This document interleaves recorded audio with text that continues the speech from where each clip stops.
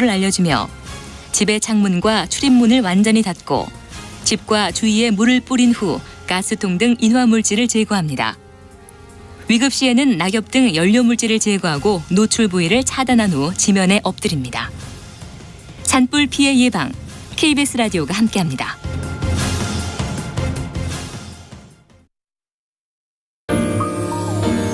대한민국 중심 채널 KBS 1라디오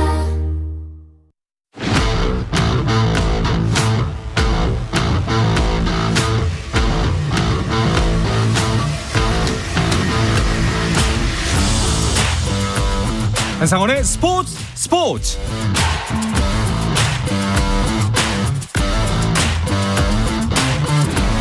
스포츠가 있는 저녁 어떠신가요? 아나운서 한상원입니다.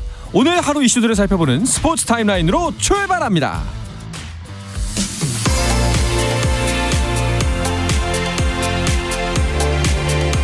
네, 프로야구 경기 상황부터 보겠습니다. 새로운 매치업으로 주말 3연전을 시작한 가운데 나균안의 8이닝 무실점에 힘입어 3년 만에 파죽의 6연승을 달린 롯데의 경기부터 보겠습니다.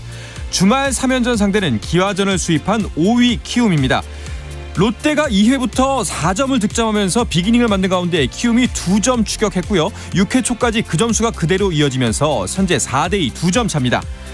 키움에게 주중 3연전을 모두 내준 기아는 선두 LG를 만났습니다. 양현종이 기아의 연패 탈출을 이끌 수 있을까요? 1회 먼저 2점을 득점한 기아, 하지만 2회 2사 만루 상황에서 박혜민이 2타점 적시타를 만들어내면서 승부를 원점으로 돌립니다. 6회 초 현재 LG가 한 점 더 득점하면서 3대2 한 점 차 승부가 펼쳐지고 있습니다. 2위 SSG는 4위 두산을 홈으로 불러들였습니다. 최승용과 메카티의 선발 대결, SSG의 최정이 첫 타석부터 솔로 홈런을 날리면서 선취점을 가져간 SSG. 4회 홈 쇄도로 2점 더 득점합니다. 하지만 직전 쇄도 상황에서 충돌이 있었던 장승현이 솔로 홈런을 때리면서 한 점 추격한 두산입니다. 7회 초 현재 SSG가 4대1로 석점 앞서 있습니다. 주중 경기 롯데의 3연패를 당하면서 여전히 최하위에 머물고 있는 한화. 주말 3연전에서는 NC를 만났습니다. 문현빈이 2타점 적시타로 한화의 20이닝 무득점을 깨뜨렸습니다. 하지만 김주원이 페냐를 상대로 그랜드 슬램을 날리면서 경기를 뒤집었습니다. 6회 초 현재 4대2입니다. 마지막으로 8위 삼성, 9위 KT의 주말 3연전 첫 경기도 보겠습니다. 삼성의 해결사는 강민호였습니다. 적시타로 한 점 먼저 앞서가는 삼성. 5회에 강민호가 2타점 적시타를 만들어내면서 3대0으로 앞서갑니다. 강민호의 타점이 모두 득점으로 이어지면서 6회 말 현재 3대0입니다.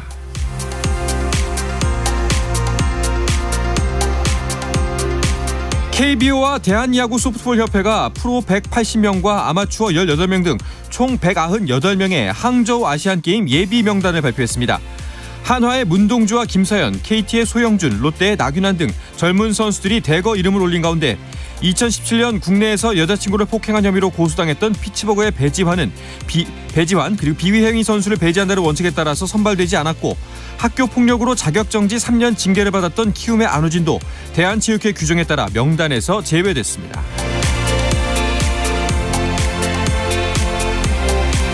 토트넘의 손흥민이 리그 9호 골로 팀을 패배의 위기에서 구해냈습니다. 손흥민은 맨체스터 유나이티드와의 홈경기에 선발 출전해 2대1로 뒤지던 후반 34분 단짝 케인의 크로스를 오른발로 밀어넣어 동점골을 터뜨렸습니다. 리그 9호 골을 기록한 손흥민은 7시즌 연속 두 자릿수 득점에 한 골만 남겨뒀습니다. 2대2로 경기를 마친 토트넘은 리그 5위로 올라섰습니다. 미국 프로야구 샌디에고의 내야수 김하성이 시카고 컵스전에서 2경기 연속 멀티히트를 기록하고 시즌 4호 도루까지 성공했습니다. 하지만 팀은 2대5로 졌습니다. 미국 프로농구 NBA 플레이오프 1라운드 보스턴 셀틱스가 애틀랜타 호크스를 128대 120으로 이기고 시리즈 전적 4승 2패로 2라운드에 진출해 필라델피아 세븐티식서즈를 만납니다.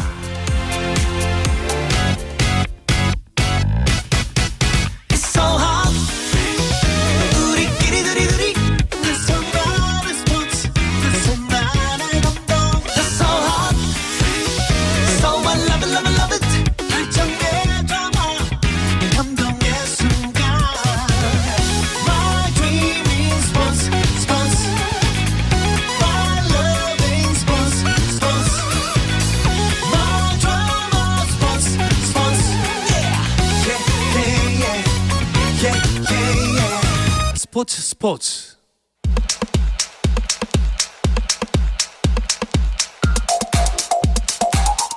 금요일 저녁에 축구 이야기 축구장 가는 길 시작하겠습니다. 중앙일보의 송지훈 기자, 서우정 축구 전문 기자와 함께합니다. 두 분 어서 오십시오. 안녕하세요. 안녕하세요. 반갑습니다. 자, 먼저 들려드릴 소식은 그 축구 대표팀 위르겐 클린스만 감독이 귀국을 했습니다. 유럽 출장을 마치고 돌아왔죠. 네, 3월 A매치 일정을 마친 뒤에 이제 유로파 선수들을 전체적으로 한 바퀴 다 둘러보는 네. 그런 일정으로 준비를 했고요. 열흘 정도 유럽 여기저기 둘러보고 그저께 인천공항으로 귀국을 했습니다. 그 유럽에 머무는 동안에 대표팀 주장 손흥민 선수 비롯해서 오현규, 김민재, 이재성, 정우영 등등 해외파 선수들 다 직접 가서 만나보고 또 소속팀 감독, 구단 관계자들 교감하는 그런 시간을 가졌고요. 뭐 스페인에서 뛰는 이강인 선수라든지 이렇게 이번 출장 중에 좀 일정이 맞지 않았던 선수들은 또 코치를 보내서 네. 예, 경기력을 이제 점검하는 그런 방식으로 일단 대표팀 내 모든 유럽파를 한 바퀴 모두 훑었습니다. 아무래도 이번 유럽 출장 기간 동안 가장 좀 관심을 모았던 거는 직전에 좀 이슈도 있었고 김민재 선수와의 만남에 무게가 좀 실릴 수밖에 없었죠. 네, 클린스만 감독의 유럽 출장의 가장 중심에는 김민재 선수를 달래는 그런 만남이 좀 있지 않겠느냐라는 얘기가 나왔는데 이게 이제 김민재 선수 지난 3월 대표팀 소집을 마치고 마지막 믹스드존 인터뷰에서 대표팀 은퇴를 시사하는 이제 발언이 나와서 네. 한바탕 좀 홍역을 치렀었죠. 뭐 최종적으로는 이제 거기까지는 아니었다. 그리고 그 뒤에도 약간 뭐 김민재 선수가 SNS로 인한 이제 좀 구설수가 있었는데 그런 부분들 일단 해명은 했습니다. 그래도 일단 뭐 핵심은 김민재 선수가 이제 소속팀 나폴리에서도 강행군을 하고 있고 또 이제 한국으로 오는 이 장거리 원정으로 인한 피로도가 누적이 되면서 좀 심신이 지친 게 아니냐. 그렇죠. 이거는 이제 분명했던 것 같고요. 그래서 클린스만 감독이 이번에 직접 나폴리를 방문했을 때 좀 김민재 선수와 거기에 대한 얘기를 좀 허심탄회하게 하지 않겠느냐 싶었는데 마침 클린스만 감독이 방문했을 때 김민재 선수가 이제 이전 경기에서 받았던 퇴장 징계 여파로 인해 가지고 경기를 출전을 못했습니다. 네. 조금 마음 편하게 식당으로 또 이동을 해서 장시간 대화를 나눴다고 하고요. 여기에서 좀 클린스만 감독이 여러 이야기를 나눴다라고 설명하면서 아마 다음 소집 때는 김민재 선수가 훨씬 가벼운 마음으로 올 수 있을 거다 그런 얘기를 했습니다. 네, 좀 마음의 짐이 가벼워진 덕분인지 김민재 선수의 활약도 괜찮고요. 그런데 이제 저희가 6월에 또 A매치 갔잖아요. 근데 김민재 선수가 이 경기에 합류하지 못할 수도 있다. 이런 얘기도 있던데요. 그러니까 방금 이제 서우정 기자가 설명을 하셨지만 네. 클린스만 감독이 이제 김민재 선수가 다음 A 매치 기대하고 있다라고 얘기를 했는데 과연 그 다음 A 매치가 6월이냐? 요게 지금 우리 애청자분들 포함해서 축구 팬들이 좀 궁금해하시는 부분일 것 같아요. 지금으로서는 6월에 참가하지 못할 가능성이 좀 높아 보이긴 하는데 이게 뭐 대표팀 내 갈등 이런 문제가 아니고 그 김민재 선수가 미리 그 기초 군사 훈련을 이제 신청을 해놨거든요 법무청에. 근데 이게 6월달에 나왔고요. 6월 A 매치 일정과 겹칩니다. 그 대표팀이 6월 16일에 페루 그리고 20일에 엘살바도르 이렇게 두 경기를 하는데 참으로 공교롭게도 이 페루전 전날 6월 15일에 김민재 선수가 입소를 하는 좀 그런 일정이 잡혀 있어요. 그래서 만약에 A매치를 뛰어야 한다면 김민재 선수가 이제 입소 날짜를 재조정을 해야 되는데 이게 선수 본인의 의사로 되는 게 아니잖아요. 다들 아시겠지만. 그리고 바꿀 수 있다고 만약 하더라도 이제 그 이후에 이제 유럽 리그 개막이라든지 그렇죠. 또 김민재 선수는 이번 여름에 이제 이적 관련한 이제 그런 이슈도 있기 때문에 이런 부분에 차질이 없게 과연 일정을 바꿀 수 있겠는가 하는 부분은 현재로서는 지금 알 수 없는 상황이고요. 축구협회 입장에서는 뭐 김민재 선수 필요하니까 지금 일정을 조율하고 있다라고 얘기는 하는데 제 느낌에는 좀 현실적으로 어렵지 않을까. 쉽지 않을 수 있다. 네, 아직까지는 그렇습니다. 그렇군요. 6월에 훈련소 더울 텐데 말이죠. 네. 그 이번에 좀 유럽 출장에서 저는 눈여겨봤던 부분 중에 하나가 그 우리 선수들이 클린스만 감독이 가면 다 활약하더라고요. 네. 네. 이제 손흥민 선수가 이제 홈에서 본머스를 상대로 8호 골을 터뜨렸습니다. 뭐 토트넘은 손흥민 선수에게는 지금 뭐 가장 애착이 큰 특별한 클럽이지만은 사실 클린스만 감독도 현역 시절에 맹활약을 해서 토트넘 팬들이 긴 시간은 아니었지만 레전드로 또 대우를 해주고 있는 네. 이 선수거든요. 그런 클린스만 감독이 방문을 한 가운데서 손흥민 선수가 득점을 했고 또 이제 지난 주말에는 이재성 선수가 독일 분데스리가의 거함 바이에른 뮌헨을 상대했는데 여기서 마인츠가 3대1 역전승을 거뒀습니다. 이재성 선수가 팀의 동점골을 거의 기점 역할을 해주는 중요한 네. 역할을 포함해서 뭐 최고의 활약을 펼쳤는데 바이에른 뮌헨 외국인에는 또 클린스만 감독이 선수와 감독으로서 또 소속됐었던 또 중요한 팀이거든요. 그런 뭐 공교롭게 이 클린스만 감독과 직접적으로 다 연관이 있는 팀과의 스토리도 상당히 재밌었고요. 우리 선수들도 클린스만 감독 앞에서 좋은 활약을 했습니다. 그렇습니다. 손흥민 선수 같은 경우에는 아까 단신에도 전해드렸지만 그 이후에 좀 골이 소식이 뜸하다가 오늘 새벽에 골 소식을 전해왔네요. 네, 오늘 새벽에 맨체스터 유나이티드 상대로 아주 중요한 경기였고 또 쉽지 않은 이제 그런 승부였는데 1대2로 지고 있던 상황에 동점을 만드는 네. 2대2 동점을 만드는 그런 정말 값진 골 성공시켰고요. 올 시즌 정규리그 9번째 9호 골 그리고 7시즌 연속 두 자릿수 득점에 이제 한 골 차로 접근하는 아주 귀중한 득점이었습니다. 토트넘 역대 득점 6위가 됐죠. 네, 여러 가지로 손흥민 선수 본인뿐만 아니라 이제 구단의 자신감도 끌어올리는 그런 득점이었습니다. 그렇습니다. 절대 져서는 안 되는 경기에서 귀중한 동점골 뽑아냈고요. 자, 그런데 클린스만 감독이 이제 귀국 인터뷰를 했습니다. 거기서 이제 20세 이하 대표팀 이야기가 나왔다고 하던데요. 네, 클린스만 감독은 당장 20세 이하 월드컵이 열린다. 예, 20세 이하 월드컵이 이제 아르헨티나로 개최지가 변경이 됐습니다. 다음 달에 이제 김은중 감독과 선수들이 그곳에 가게 되는데 여기서 활약하는 선수를 유심히 지켜보겠다라고 얘기를 했거든요. 사실 클린스만 감독을 선임할 때 정몽규 회장이 밝힌 부분도 클린스만 감독의 여러 장점 중에 한 부분이 어린 선수들을 과감하게 또 기용을 해서 세대 교체를 자연스럽게 이끌어주는 그런 능력도 있다라고 소개를 했는데 지난 3월 A매치는 클린스만 감독이 이전에 파울루 벤투 감독 시절에 뽑았던 선수들을 기본으로 해서 아주 적은 변화만 가져갔던 반면에 그렇다면 이번 6월에 A매치 소집되는 이 20세 이하 월드컵이라든가 혹은 또 K리그에서 뛰고 있는 혹은 유럽에서 선발하지 않았던 20대 초중반의 젊은 선수들이 뽑힐 수 있겠구나 이런 좀 예고편이 아니었나 싶습니다. 근데 그 새로운 얼굴을 발탁을 하겠다 한다면은 23세 이하 대표팀부터 봐야 되는 거 아닌가요? 23세 이하 대표팀 같은 경우는 이제 9월에 항저우 아시안 게임 있죠. 이제 실전과 같은 그런 대회가 있으니까 아마 그 대회 그리고 그 직전에 열리는 여러 가지 평가전 같은 것들로 아마 이제 주축 선수를 점검할 기회가 있을 것으로 보이고요. 그리고 어차피 23세나 20세 이런 선수들이 지금 클린스만 호가 당장 중요한 과제가 내년 1월에 열리는 아시안컵에서 우승을 하는 건데 네. 이 선수들을 아시안컵 본선에서 주축으로 활용하겠다는 계획은 분명히 아닐 거라고 그렇죠. 보고요. 좀 장기적으로 검토하면서 이제 다음 월드컵에 데려갈 선수가 있을까를 찾는 거니까 뭐 검토할 시간적인 여유는 충분하다 이렇게 말씀드릴 수 있겠습니다. 알겠습니다. 어쨌든 이제 다가올 6월 A매치에서는 그 상견례를 이제 넘어서 슬슬 클린스만 감독만의 색깔을 보여주는 첫 번째 무대가 될 텐데 그래서 이제 귀국하자마자 곧바로 K리그 경기장으로 달려갔다고 해요. 네, 클린스만 감독이 유럽 출장을 가 있는 동안은 이제 차두리 어드바이저 그리고 이제 마이클 김 코치 두 사람이 이제 국내 경기들을 이제 관찰을 하면서 보고를 하고 있었는데 클린스만 감독이 26일 귀국하자마자 따로 쉴 틈도 없이 곧바로 전주로 이동을 해서 네. 전북 현대와 대전 하나시티즌의 경기를 현장에서 지켜봤습니다. 이 경기는 또 대표팀 멤버들인 송민규, 백승호 그리고 조유민 선수 등 이런 선수들이 뛰는 경기였었기 때문에 또 선택을 했던 것 같고요. 클린스만 감독이 오는 주말에도 K리그 경기장을 두 군데 또 현장을 방문한다고 하고 그 뒤에는 또 K리그 2 경기까지도 직접 찾을 거라고 하거든요. 그래서 이제 본격적으로 국내 무대에서 뛰고 있는 숨은 진주들을 발굴할 것 같습니다. 네. 자, 어떤 부분들을 좀 더 주목하면서 경기 관전을 이어갈까요? 전임자 벤투 감독 시절과 마찬가지로 사실 클린스만 감독 체제에서도 대표팀의 뼈대는 유럽파 중심으로 그렇죠. 갈 가능성이 높지만 네. 유럽파만 가지고 대표팀 운영할 수는 없거든요. 맞죠. 이제 이 선수들과 함께 자연스럽게 호흡을 맞출 수 있는 그런 이제 K리그 소속 선수들 살펴보는 과정이 매우 중요하고 참고로 이 클린스만 감독 같은 경우는 미국 대표팀 시절에 이 미국 메이저리그 사커 무대에서 뛰고 있는 대표팀 선수들을 유럽 무대로 적극적으로 보낸 걸로 아주 유명했어요. 그래서 심지어는 선수가 이제 연결고리가 없으면 본인이 직접 유럽 구단에 다리를 놔서 보내기도 했거든요. 아마도 우리나라에서도 저는 비슷하지 않을까 생각을 하고요. K리거 중에서 클린스만 감독의 눈에 띄고 대표팀에 들어오게 되는 그런 선수들은 아마 클린스만 감독 재임 기간 중에 어떤 방식으로든 유럽으로 진출하는 케이스가 늘어날 것 같다. 네. 그런 점에서 선수들 뭐 만약에 유럽 무대 도전할 그런 꿈을 꾸고 있다면 클린스만 감독 눈에 드는 게 아주 좋은 방법이 될 수 있습니다. 그렇죠. 좋은 기회가 될 것 같습니다. 자, 그리고 클린스만 감독이 이제 서울살이 시작한다면서요? 네, 그 지난 2월에 선임할 당시에 과연 클린스만 감독이 국내에 얼마나 거주를 할 것인가에 대한 물음표가 좀 달렸었는데 당시 대한축구협회는 국내에서 상주하는 것을 원칙으로 계약을 했다라고 얘기를 했거든요.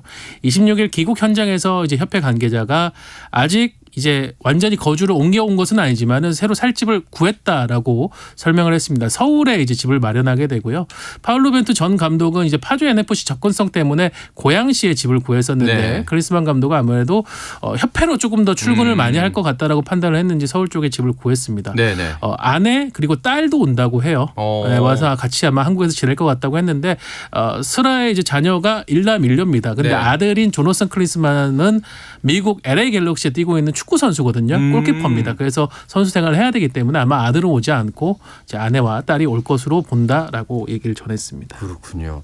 자, 6월 A매치가 점점 더 기다려집니다. 과연 클린스만의 색깔을 더 딥힌 우리 대표팀의 모습은 어떤 모습일지 좀 예측을 해본다면 어떨까요? 클린스만 감독이 한국에서 어떤 축구 보여줄 거냐는 이제 3월 A매치에서 일부 네. 힌트가 나오긴 했지만 그거는 뭐 전술적인 부분이었고요. 선수 구성까지 제대로 된 변화는 6월에 확인할 수 있습니다. 그 클린스만 감독은 코치들과 함께 유럽 순회하면서 모은 여러 가지 데이터들 그리고 또 K리그에서 꾸준히 살펴본 이런 선수 자료들 이런 것들을 바탕으로 이제 다음 달 초에 이제 회의를 할 거고요. 그 이 자리에서 6월 매치 A 매치를 어떤 선수들로 그리고 어떤 전술로 치를지 그 윤곽을 정할 것 같아서 아직 어떤 축구다라고 미리 말씀드리긴 어렵겠지만 일단 그동안 클린스만 감독이 해왔던 축구는 물러서는 축구는 절대 아니었습니다. 네. 자, 1대2보다는 2대3, 2대3보다는 3대4를 추구하겠다고 했던 것 같은데 알겠습니다. 20세 이하 월드컵 또 이야기를 해보죠. 지금은 준비에 한창인 것 같은데요. 그 조편성이 어떻게 되나요? 네, 지금 프랑스, 감비아, 온두라스와 함께 한 조에 속했습니다. 일단 김은중 감독도 조 추첨 행사 참가했는데 네. 좀 신중하지만 전체적으로 예상보다는 무난한 조편성이 됐다라고 얘기했습니다. 프랑스라는 강력한 일강이 있지만은 아프리카의 감비아나 북중미의 온두라스 모두 뭐 아주 강력한 그런 상대는 아니기 때문에 우리로서는 16강 진출을 위해서 해볼 만하다라는 입장인 것 같고요.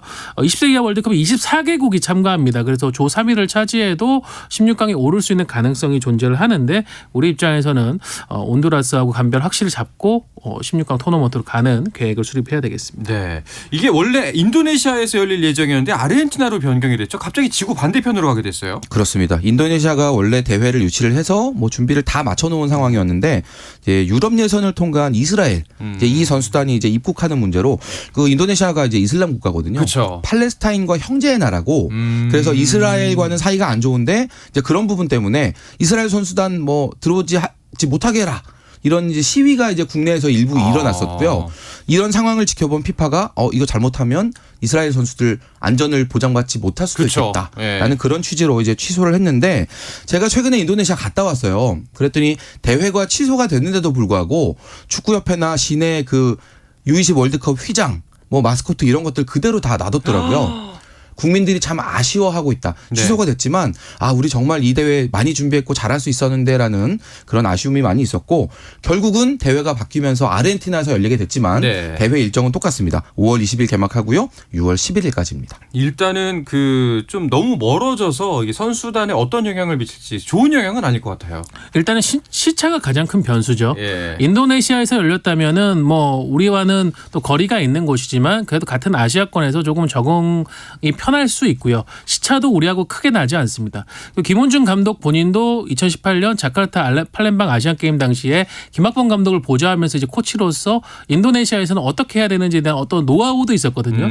그런 걸 좀 10분 발휘할 수 있는 그런 기회였는데 아쉽게 무사히 됐고요. 일단 아르헨티나 가면서 가장 큰 문제는 현지 사정을 좀 확인할 수 있는 그런 길이 없다. 원래는 이제 김원준 감독이 직접 건너가 가지고 인프라라든가 뭐 호텔 시설 이런 걸 좀 답사를 하고 싶었는데 이것도 지금 불가능해진 상황입니다. 그래서 현지에 이제 있는 코디네이터에게 전적으로 좀 맡겨야 되는 상황이라서 이게 실제 대회를 치르기 위해서 아르헨티나 건너갔을 때는 좀 변수가 될 것 같습니다. 그렇군요. 급하게 변경되다 보니까 여기서 약간 삐걱대는 소리가 들려오는 것 같습니다. 알겠습니다. 20세 이하 대표팀 이야기는 다음 주에도 이어질 것 같으니까 이 팀에서 마무리하고요. K리그 소식으로 넘어가 보겠습니다.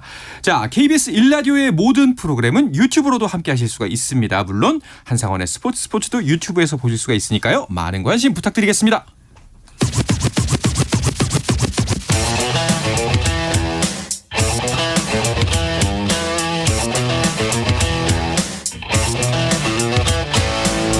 짜릿함이 살아있는 시간 한상원의 스포츠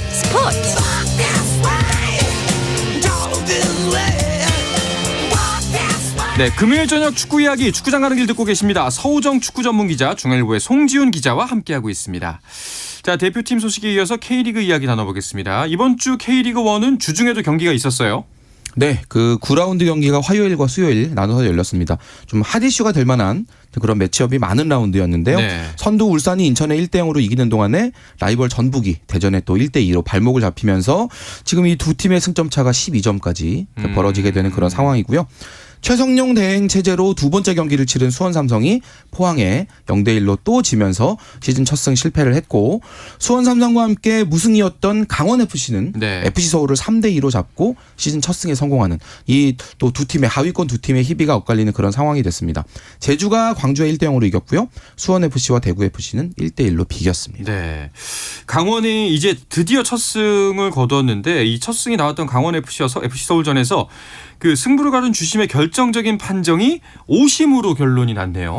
굉장히 치열했던 경기였습니다. 네. 강원이 먼저 두 골을 넣으면서 앞서갔는데 서울도 임상엽 선수의 멀티골로 또 따라왔거든요. 후반 45분에 강원의 수비수 이용희 선수가 팀의 세 번째 골을 넣으면서 이제 승리에 다가섰는데 서울도 마지막에 맹 추격을 했습니다. 기성용 선수의 코너킥 상황에서 계속 이제 혼전 상황에서 득점을 노렸는데 이 혼전 상황에서 흘러나온 볼을 팔로세비치 선수가 왼발 슈팅으로 마무리해서 골망을 갈랐어요. 그런데 이날 주심을 본 최상엽 심판이 팔로세비치 선수의 공이 발을 떠나는 시점에 휘슬을 불었습니다. 그 앞선 혼전 상황에서의 파울을 지적한 것인데요. 근데 이 상황이 사실은 오심이었습니다. 그러니까 최상엽 주심은 보기에는 김진야 선수가 팔을 이용해 가지고 파울을 범했다라고 했는데 사실 이제 팔을 이용한 몸싸움은 해당 강원 선수 넘어진 장면하고는 관계가 없었고요. 근데 여기서 또 큰 실책은 슈팅이 마무리되기 전에 급하게 휘슬을 불다 보니까 이게 VAR로 확인할 수 없는 대상이 돼버렸습니다. 이렇게 어중간해지면서 이 오심이 결정적인 승부를 가른 장면이 돼버렸고, 대한축구협회 심판실도 다음날 빠르게 이 상황이 오심이라는 부분을 인정을 했는데요. 그렇게 되면서 좀 경기 상황이 애매해졌고요. 해당 주심은 일단 이번 주말 경기 배정이 취소됐고 다음 주에 추가적인 징계가 주어질 예정입니다. 이게 뭐 강원 입장에서는 사실 굉장히 귀중한 승리였지만 이게 굉장히 억울할 수 있잖아요. 상대편 입장에서는 이 판정 하나로 약간 그 승리의 가치도 좀 떨어지고 경기 자체가 좀 색이 바랬다는 느낌이어서 안타깝습니다. 올 시즌 이 K리그가 정말 골이 많이 나면서 재밌어졌다라고 네. 말씀하시는 분들이 많은데, 오심으로 어제 날아간 그 골까지 포함하면 6골을 주고받은 경기였어요. 정말 재미있고 치열하게 붙었던 그런 경기였는데 이런 멋진 경기가 네. 심판의 판정 실수 하나 때문에 결과가 뒤바뀌고, 심지어 최용수 감독은 내 인생 최고의 경기 중에 하나였다라고 그런 멘트까지 했는데 이 결과가 신뢰할 수 없는 그런 판정 때문에 나왔다는 것 그 자체만으로도 네. 팬들 입장에서 좀 실망이 큰 그런 상황이 됐습니다. 그렇죠. 자, 그리고 또 안타까운 소식 중에 하나가 수원FC의 이승우 선수가 부상을 당했다는 소식이 있네요. 네, 수원FC가 시즌 초반부터 부상자가 많아가지고 김동인 감독이 고심이 큰데 또 악재가 발생했습니다. 이날 이승우 선수가 올 시즌 두 번째 선발 출전을 했어요. 수원FC는 22세 이하 자원들을 공격 쪽에 쓰다 보니까 이승우 선수가 사실 선발 출전하는 경우는 많이 없고 한 15분 정도 지나면 투입이 됐었거든요. 네. 네, 이날은 김동인 감독이 선발 출전을 시켰는데 안타깝게도 전반 경기 중에 이승우 선수가 쓰러졌고요. 그러면서 좀 우려를 많이 하고 있습니다. 경기는 이제 수원FC와 대구FC가 1대1 무승부를 기록했는데 전체적으로 이승우 선수가 들것에 실려나가는 장면 이후부터 좀 어수선해졌던 그런 경기였습니다. 네. 자, 이외에 9라운드 경기들 두 분은 어떤 경기를 주목해서 보셨나요? 저는 그 울산 경기였는데요. 네. 인천에 1대0으로 승리하면서 홍명보 감독이 K리그 최단 경기 50승 기록을 세웠거든요. 뭐 홍명보 감독 개인의 어떤 그런 스토리들 뭐 축구 팬들 다 아실 테니까 그런 어려웠던 상황들을 딛고 K리그 무대에서 부활하는 그 과정을 뭐 끝난 건 아니지만 네. 뭔가 한번 딱 정리해주는 그런 값진 기록이었다는 생각이 들어서 이 경기 저는 아주 의미 깊게 봤습니다. 알겠습니다. 저는 전북과 대전의 경기였는데요. 올 시즌 뭐 승격팀 대전이 엄청난 파란을 일으키고 있죠. 그러니까요. 이날 또 크린스만 감독이 지켜보는 앞에서 지금 현재 K리그에서 최고의 퍼포먼스를 보여주고 있는 대전의 미드필더 이진현 선수가 코너킥을 직접 득점으로 연결시키는 진기 경기를 보여줬습니다. 이진현 선수가 지금 대표팀에 가야 되는 K리거 중에 주요한 선수로 언급이 되고 있는데 과연 클린스만 감독 눈에 들었을지 궁금합니다. 알겠습니다. 자, 9라운드를 치는 K리그1 순위표에는 어떤 변화가 있는지도 보겠습니다. 서우정 기자가 정리해 주시죠. 네, 선두는 이제 홍명보 감독의 50승을 기념한 울산이 지금 7승제를 달성하면서 승점 22점, 가장 먼저 승점 20점을 고지를 뚫어냈고요. 2위는 포항입니다. 그리고 3위 돌풍의 대전, 4위 서울, 5위 강주, 6위 수원FC. 여기까지가 이제 파이널 A로 갈 수 있는 네. 상위권에 있는 팀들이고요. 7위는 제주, 8위는 대구, 전북은 9위고요. 10위 인천, 11위 강원, 그리고 아직 승리가 없는 수원이 승점 2점, 11위 강원과는 승점 5점 차로 최하위에 떨어져 있습니다. 사실 맨 위와 맨 아래만 보면 뭐 좀 차이가 커 보입니다만 그 한 계단 한 계단씩 보면은 간격이 꽤나 촘촘한 것 같아요. 네, 지금 예를 들어서 올 시즌 초반에 정말 극심한 부진을 겪고 있는 전북이 지금 10위거든요. 네. 뭐 가능성이 아주 높은 시나리오까지는 아니지만 만약에 다음 10라운드에서 이기고 지금 순위 경쟁하는 다른 팀들이 다 지면 5위까지도 올라갈 수 있는 그런 상황이에요. 한 방에. 네, 모든 팀들 사이에 서로 물고 물리는 이런 상황이 매 라운드 반복되고 있기 때문에 올 시즌에는 이른바 쉬어가는 라운드가 없습니다. 예를 들어서 뭐 예전 같으면 선두 울산이 이제 승격팀 광주를 만나게 될 텐데 예전 같으면 이런 정도 매치업이면 10라운드는 조금 비교적 쉽게 갈 수도 있겠다라는 생각을 할 수도 있는데 올해 광주 돌풍의 팀이잖아요. 그렇죠. 울산 입장에서도 절대 마음을 놓을 수 없는 상대입니다. 알겠습니다. 자, 10라운드 매치업도 궁금합니다. 일단 내일 일정부터 짚어주시죠. 네, 오후 2시 수원종합운동장에서 수원FC와 FC 서울이 맞붙게 되는데요. 양팀 모두 공격의 핵들의 출전 여부가 좀 미지수입니다. 수원FC는 얘기 드린 것처럼 이승우 선수가 경기 중 부상을 입었고 FC 서울도 지금 황의조 선수가 약간 근육 부상을 신호를 보냈거든요. 그래서 두 선수의 출전 여부에 좀 촉각이 곤두서고요. 또 이제 그 이후에는 오후 4시 30분에는 전주 월드컵 경기장에서 전북과 강원이 맞대결을 네. 펼칩니다. 전북 지금 빨간불이 켜졌죠. 그렇죠. 네, 홈에서 강원을 상대로 승리하지 못하면은 11위까지도 좀 떨어질 수가 있습니다. 여기서 반드시 벼랑 끝 승부 펼쳐야 되겠습니다. 그렇습니다. 전북 같은 경우에 빨간불이 켜진 정도가 아니라 깜빡깜빡 되고 있습니다. 자, 일요일 일정도 짚어주시죠. 네, 4경기가 열리게 됩니다. 네. 네. 대전 월드컵 경기장에서 대전과 제주의 경기, 포항 스틸리아드에서 포항과 인천의 경기, 수원 월드컵 경기장에서 수원 삼성과 대구 FC, 그리고 울산 문수 경기장에서는 울산 현대와 광주 FC의 경기가 있습니다. 자, 어떤 경기를 가장 좀 주목해서 보면 좋을까요? 뭐 울산 경기도 있지만 또 다른 경기 하나 짚어주신다면 어떤 부분이 있을까요? 저는 포항과 인천의 경기 여기에는 굉장히 강력한 스토리텔링이 있죠. 네. 지난 겨울 그러니까 지난해 말이었죠.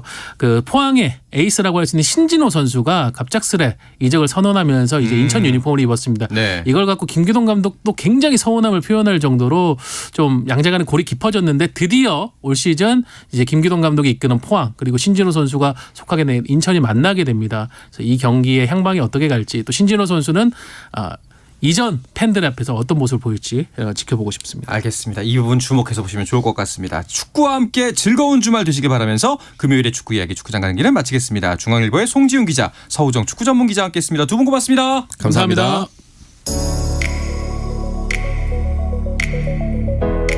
네, 주말 스포츠는 9시 20분부터 함께 하실 수 있습니다. 저는 월요일 저녁 8시 30분에 다시 돌아오겠습니다. 아나운서 한상원이었습니다. 스포츠!